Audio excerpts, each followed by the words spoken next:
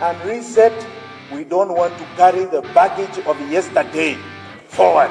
So if you're looking for change, if you're looking for light, if you're looking for fearlessness, if you're looking for Itweka, if you actually want to better your life and cut the shackles of a black governor, that change is standing right before you today.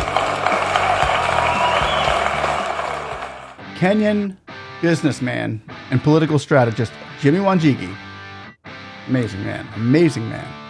He just broke through into a whole new level of respect for me tonight. I've always admired his tenacity and his audacity to buck the system's depths of corruption. Just get right to it.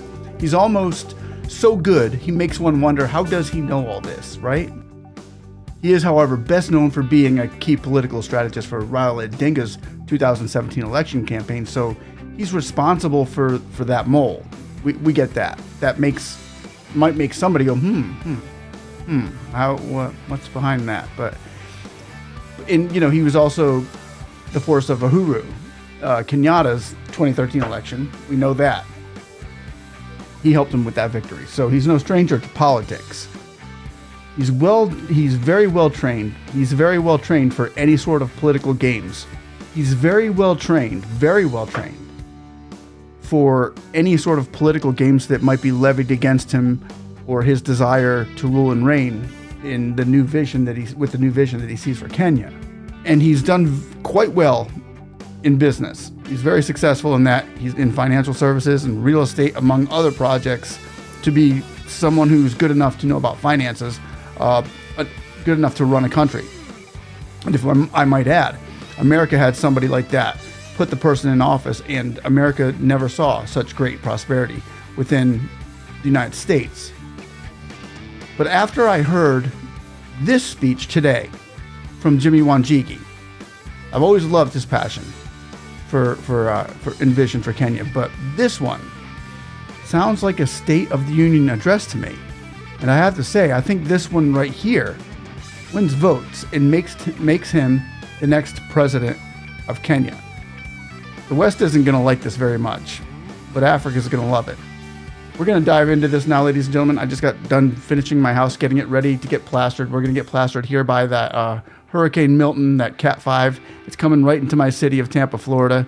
But right now, I have time to watch the continuation of the African Revolution with my family and friends out there. I love you all. Unity, prayers, and blessings to each and every one of you. One love.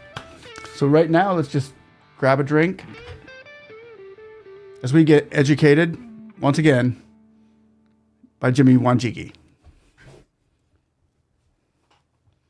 Even as far back as 4 years ago, Jimmy, you can't let Kenyans down. You have so much in you, so much you can give this country. Just even educate them. Just share your experiences, share your insights, share your vision. You must get out there and be counted. But really, it is the time for young people. It is your time to be counted. It is your time to take lead. It is not about changing monkeys in a forest. It is much deeper than that. On your caps today, you have a symbol called Itweka on some of them. It is about Itweka. It is not just Itweka in the Bantu sense of changing one generation for another, but actually about changing an order. An order. When Kenya got independence, we replaced a Mzungu governor with a black governor. A Mzungu system with a similar system under a black governor. A system that exploited the majority, 99%. And if you made noise, you had a police and administrative system that put you in your correct place. The Mzungu took away our hard-earned sweat to benefit his nation. Our black colonialist has done the same. Our black governor has done the same. That is what we need to uproot. We are uprooting a system that has created black governors, an elite system of leadership, where today we are being told it's either this way or that way, not our way. We are told it is our way or the highway, not our way, as 99% of Kenyans. We believed that multipartyism was going to uproot the black governor. It didn't. We believed the new constitution was going to uproot the black governor. It didn't. It entrenched him. And today, the black governor takes debts on your behalf and you have no say. He has mortgaged your children and your children's children for generations to come, and you have had no say. The black governor has made sure that this constitution and the rule of law are a by the way, not the only way. A by the way, not the only way. That the rule of law is subjective in its application. Some of it we'll accept, some of it we will not accept. That is the black governor. The black governor decides when the police will raid you, when they shall kill you. There's no difference to the white governor that was there. And today, our dignity, our pride, our future is not what we envisaged. Our children that we sweat so hard to go to school, do everything we can to make sure they have an education, because we were told that education is a promised life, is a guarantee to a better life that we have lived, is returned to us with 82% failure rates. And we pride ourselves with the same policemen guarding exam papers, telling us all that we are a nation of failures. We are being disenfranchised every single day. And that is no different to what the white governor used to do. This black governor is going to tell you today that the solution is even gender. The problem is gender. He's going to tell you that the problem is that very few have money and majority don't. That is not the problem. That is not the problem. The problem is that there's been a systematic system in Kenya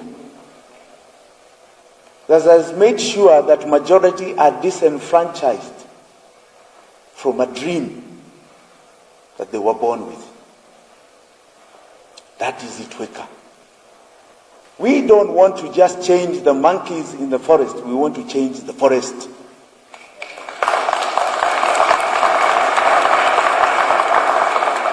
We want to show them who think they can panga us, who can manipulate the entire system, including the media, to market themselves as the only alternative. That we Kenyans, 99% of us, are the true alternatives of this nation. we as 99% are not going to take it anymore.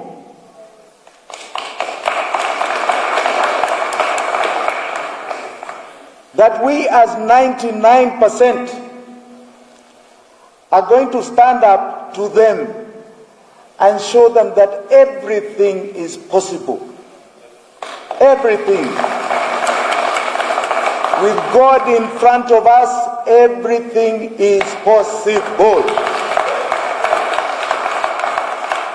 That in fact, all we need to do is stand up to be counted.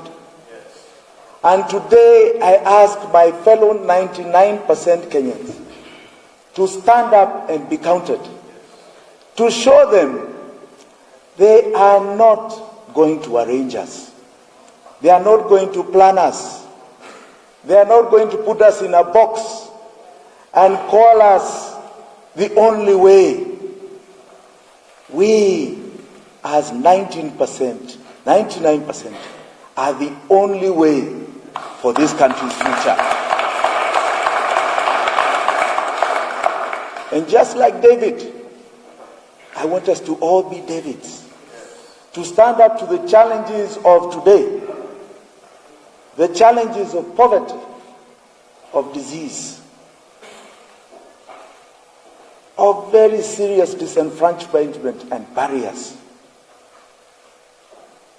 the challenges of bringing up a child, challenges of making sure there are no more malnourished children,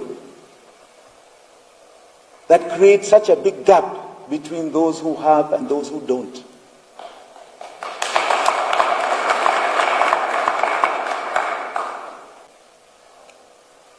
Because if we all rise up at David's, we are telling them, we've had enough. You have been there long enough. We have known the sum total of your experiences over 60 years. An audit will tell you, and I ask this room, who believes has made our lives better? Please put up your hands. Please put up your hands. Those who believe and those who don't.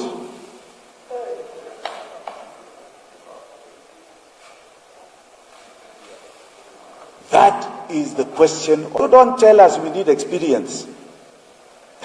Your experience, we have seen the results of your experience. We are living it. We are living it, are we not? We are living the results of your experience. Zero, if not negative zero.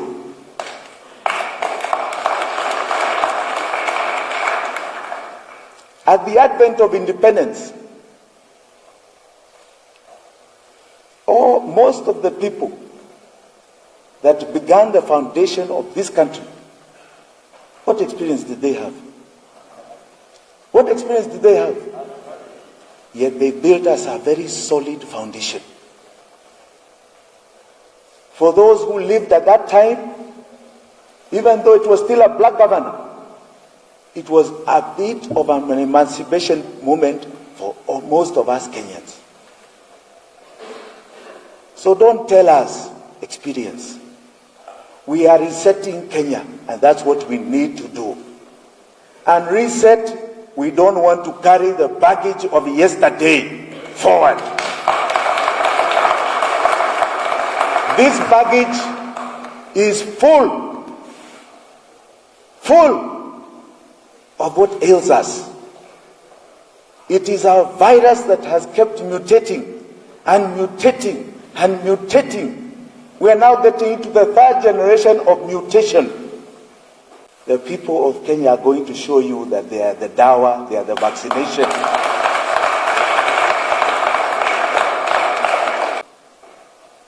Ask yourself, what is going to change? What is going to change in our lives? And who has the capacity of making that change happen? So if you are looking for change, if you are looking for light, if you are looking for fearlessness, if you are looking for a Tweka, if you actually want to better your life and cut the shackles of a black governor, that change is standing right before you today.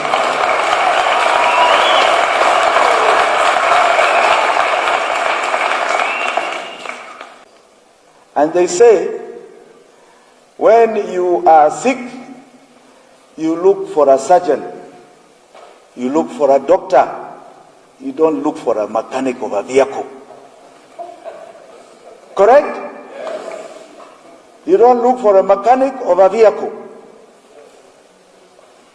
Right here before you ni daktari wa dawa ambao inamuuma.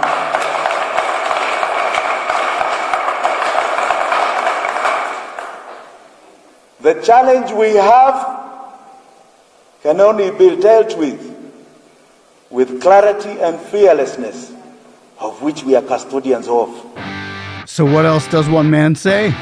I don't know. Like I said, I think this one gets my vote. If I was in Kenya, I'd be voting for him, but what say you? I thought this was one of the best speeches I've heard in 2024 from Jimmy Wanjigi, for sure. But anyway, more than any politician, more than any governor or president of any country, God. When he said that part, that's the part that poof, that was it. God. We put God first here, and we move forward in that, and we move forward in the strength of unity within ourselves and within each other, and get a wise man, get a smart man in office, and watch what happens. It's just an amazing thing. Anyway, ladies and gentlemen, I want to thank you all for watching. Please like, subscribe, and click that notification button too, because they're not suggesting a lot of our videos anymore because, you know, election time is coming up. I get it. So we'll still try to get this out to the masses, get it out to the public, and continue this revolution going strong. And we love you all here. Once again, one love. God bless. We'll see you on the next one. Bye-bye.